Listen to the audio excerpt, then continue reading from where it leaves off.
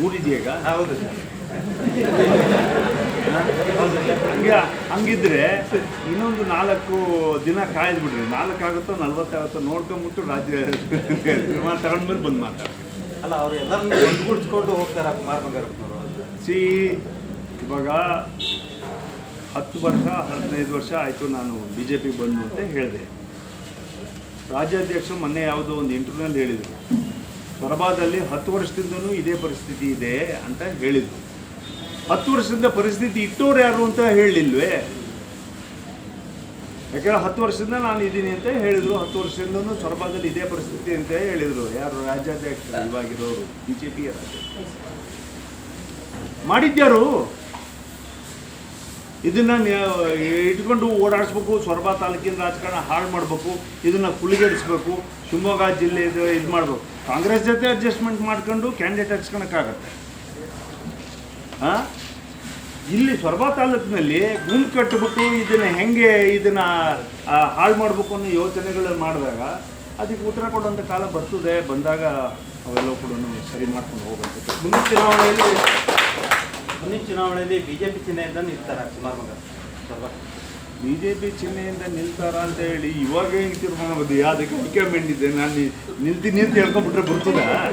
ಅದಕ್ಕೆ ಕಾರ್ಯಕರ್ತರಿದ್ದಾರೆ, ಅದಕ್ಕೊಂದು ವ್ಯವಸ್ಥೆ ಇದೆ, ಅದಕ್ಕೆಲ್ಲದಕ್ಕೂ ಒಂದು. ಆಮೇಲೆ ಚುನಾವಣೆ ಭಾಳ ದೂರ ಇದೆ. ಇವ್ರ ಸಂಘಟನೆ ದೃಷ್ಟಿಯಿಂದ ನಾವೆಲ್ಲರೂ ಸೇರ್ಕೊಂಡಿದ್ದೀವಿ. ಯಾವುದಕ್ಕೆ? ರೈತರಿಗೆ, SRIಗೆ, ವೋಟರ್ ಲಿಸ್ಟಿಗೆ, ಇದಕ್ಕೆ ಸೇರ್ಕೊಂಡಿದ್ದೀವಿ. ಚುನಾವಣೆ ಇದು ಒಂದು ಪ್ರೋಸೆಸ್ಸು. 1 ನೇಷನ್ 1 ಎಲೆಕ್ಷನ್ ಬರ್ತದೆ, ಡಿಲಿಮಿಟೇಷನ್ ಬರ್ತದೆ. ಅದರಲ್ಲಿ ಇವಾಗ ಎಲ್ಲದು ಹೆಚ್ಚು ಕಡಿಮೆ ಇವಾಗ 28 ಇದ್ದಿದ್ದು MP ಗಳು 42 ಆಗೋದಿದೆ. 224 ಇರೋದು 120 ಜಾಸ್ತಿ ಸೇರುತ್ತೆ. ಅವು ಯಾವ್ಯಾವ ಕ್ಷೇತ್ರಗಳು ಏನೇನು ಆಗ್ತವೋ, ಹೊಸನಗರ ಕ್ಷೇತ್ರ ವಾಪಸ್ ತರಬೇಕು ಅನ್ನೋದು ನಮ್ಮ ಡಿಮ್ಯಾಂಡ್ ಇದೆ. ಶಿವಮೊಗ್ಗ ಜಿಲ್ಲೆಗೆ ಹೊಸನಗರ ಕ್ಷೇತ್ರವನ್ನು ವಾಪಸ್ ತರಬೇಕು ಅನ್ನೋದಿದೆ. ಇದನ್ನೆಲ್ಲ ಕೇಂದ್ರ ಸರ್ಕಾರ ಮತ್ತು ರಾಷ್ಟ್ರದ ರಾಜಕಾರಣ ಮಾಡ್ತದೆ. ನಾನು ಒಂದೇನು ಅಂದರೆ, ರಾಜ್ಯ ಸರ್ಕಾರ ಕನಿಷ್ಠ ಪಕ್ಷ ಗ್ರಾಮ ಪಂಚಾಯತಿಗಳು ಚುನಾವಣೆ ಮಾಡಲಿ. ನೋಟಿಫಿಕೇಶನ್ ಮಾಡಿದಾರಲ್ಲ, ಗ್ರಾಮ ಪಂಚಾಯತಿಗಳು ಚುನಾವಣೆಗೆ ಒಂದು ಅನೌನ್ಸ್ ಮಾಡಿಬಿಟ್ಟು ಗ್ರಾಮದಲ್ಲಿ ಸ್ಥಳೀಯವಾಗಿರ್ತಕ್ಕಂಥ ಸರ್ಕಾರಗಳನ್ನ ತರ್ತಕ್ಕಂಥ ಕೆಲಸವನ್ನು ಮಾಡಬೇಕು. ತಾಲೂಕಾ ಪಂಚಾಯತಿ ಮಾಡಿಲ್ಲ, ಜಿಲ್ಲಾ ಪಂಚಾಯತಿ ಮಾಡಿಲ್ಲ, ಕಾರ್ಪೊರೇಷನ್ ಮಾಡಿಲ್ಲ. ಇನ್ನೂ ಕೂಡ ಕಾರ್ಪೊರೇಷನ್ನಿಗೆ ಆಗಸ್ಟ್ ತಿಂಗಳಿಗೆ ಡೆಡ್ಲೈನ್ ಕೊಟ್ಟರೆ ಸರ್ಕಾರ ಹೋಗಿ ಅಪೀಲ್ ಮಾಡ್ತದೆ.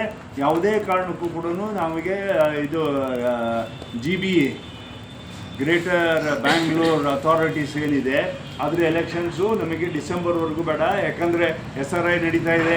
ಇದಾದಮೇಲೆ ನಮಗೆ ಜನಗಣತಿ ನಡೀತದೆ. ಇದಾದ್ಮೇಲೆ ಮತ್ತೊಂದು ಎಂಥದ್ದು ಬರ್ತದೆ. ಒಟ್ಟು ಜನಪ್ರತಿನಿಧಿಗಳ ಸ್ಥಳೀಯವಾಗಿರ್ತಕ್ಕಂಥ ಸರ್ಕಾರದ ಚುನಾವಣೆಗಳೇ ಬೇಡ. ಇದಿಷ್ಟು ನಾವೇ ಇಟ್ಕೊಬೇಕು, ನಾವೇ ಹಿಡಿಬೇಕು, ನಮ್ಮಿಂದನೇ ನಡಿಬೇಕು, ನಾನೇ ಎಲ್ಲದು ಅನ್ನೋ ವಾತಾವರಣದಲ್ಲಿದ್ದಾರೆ. ಪ್ರಜಾಪ್ರಭುತ್ವಕ್ಕೆ ವಿರುದ್ಧವಾಗಿರ್ತಕ್ಕಂಥ ವಾತಾವರಣದಲ್ಲಿ ಇವರಿದ್ದಾರೆ. ಹಾಗಾಗಿ ಅವ್ರು ಯಾರಿಗೂ ಕೂಡ ಯೋಚನೆ ಒಟ್ಟಾರೆ BJPಯಲ್ಲೇ ಇರ್ತಾರೆ ಕುಮಾರ್ ಬಂಗಾರಪ್ಪನವರು, ಪಕ್ಷಾಂತರ ಮಾಡಲ್ಲ. ಸ್ವಚ್ಛವಾಗಿ ಇಷ್ಟು ಹೇಳಿದ್ದೀನಿ. ಇನ್ನೇನು ಹೇಳ್ಬೇಕು? ಏನು ಯಾವ್ದು ನಾನು ನೋಡೋಣ ಅಂತ ಹೇಳಿಲ್ಲ. ಟಿಕೆಟ್ ಕೊಡೋದು ನಾವಲ್ರಿ. How can I decide? ನಾನು BJPಯ ಕಾರ್ಯಕರ್ತನಾಗೇ ಇರ್ತೀನಿ.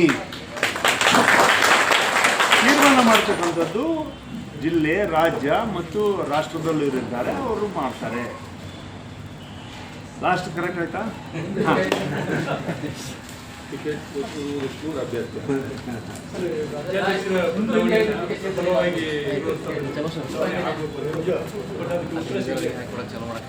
ಸಿಗೋ ಕಾಲ ಬರ್ತದೆ.